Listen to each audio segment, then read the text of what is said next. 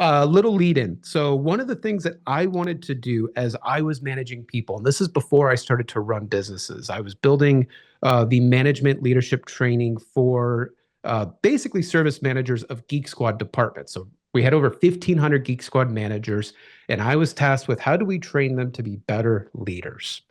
Now, I had a mentor tell me, Kyle, there's two things you always need to satisfy for your team. The first is they have to know what they're supposed to do. The second, they need to know how to do what they're supposed to do. So as a 18-year-old kid, I went, well, that's easy. I just have to check the box twice for every single one of my employees. But I started to recognize a thing. So I built this thing called an expectation flywheel. And I'm going to go through it quickly for you. Small plug, there's a course in Empath that we're building all around this title and this subject. And I'm going to illustrate it for you guys because it's going to click. And you can use this in your business today, by the way. And it's fun because I can whiteboard it. So there's a little more visual elements on this. So when we're thinking about you as a leader, you have to think about where everybody is going.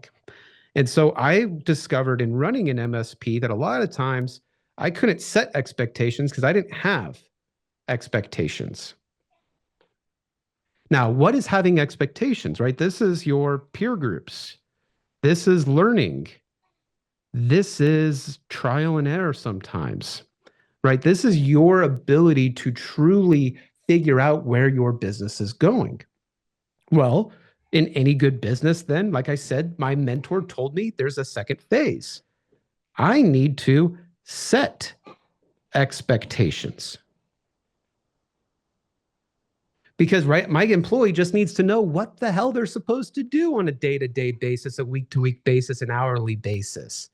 How can I expect them to do anything at that point other than read my mind? You guys hiring mind readers?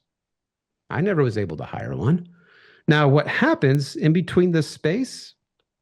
This is leadership.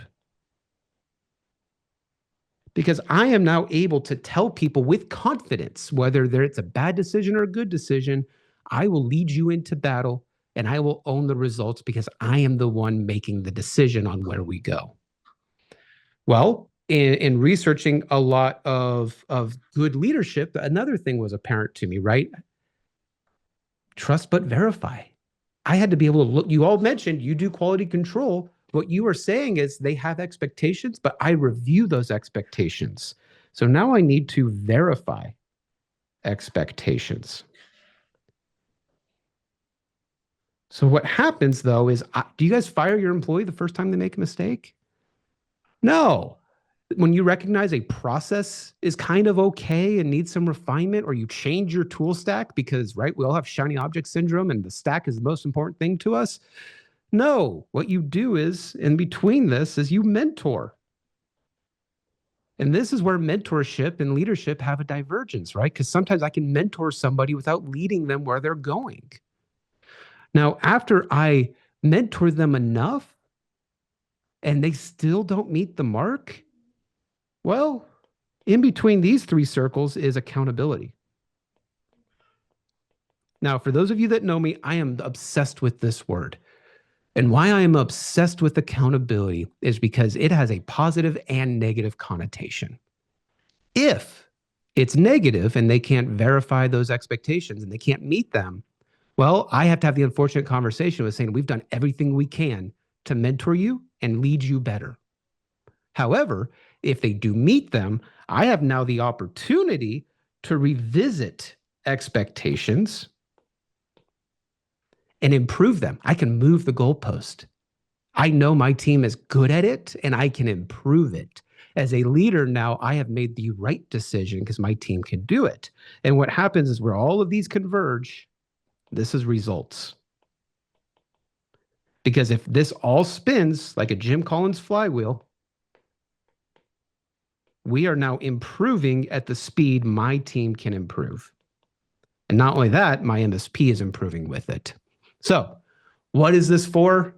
This is ultimately your ability as a leader in your organization to show the requirements that all of your employees must uphold in order to transact accountability.